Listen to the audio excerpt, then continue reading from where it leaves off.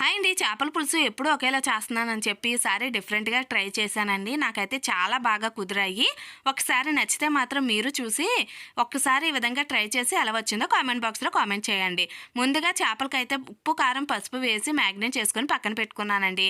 తర్వాత సన్నంగా కట్ చేసుకున్న ఉల్లిపాయల్ని నూనెలో వేగించుకొని ప్లేట్‌లోకి తీసుకున్నాను. అలాగే టమాటాని కూడా వేగించుకొని ప్లేట్‌లోకి తీసుకున్నాను. ఇవి 2 కాసేపు చల్లారిన తర్వాత నేనైతే ఇలా రోల్లోని మెత్తగా పేస్ట్ లాగా చేసుకున్నానండి. మీరు మిక్సీలోను కూడా వేసుకోవచ్చు. రోల్లో వేసుకొని దంచుకోవడం వలన టేస్ట్ అయితే వేరే లెవెల్‌గా వచ్చిందండి. సూపర్‌గా కుదిరింది చేపల పులుసు అన్నవి.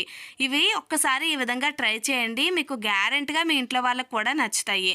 ఈ పేస్ట్ ఇలా చేసుకున్న తర్వాత ఇప్పుడు వేడిగా మరుగుతున్న ఆయిల్‌లోకి కొద్దిగా ఆవాలు, కరివేపాకు అలాగే పచ్చిమిర్చిని వేసుకొని ఒకసారి కలుపుకున్నాను. తర్వాత ఈ 2 పేస్టులు కూడా వేసుకొని పచ్చివాసన పోయేంత వరకు వేగిచ్చేసుకున్నానండి.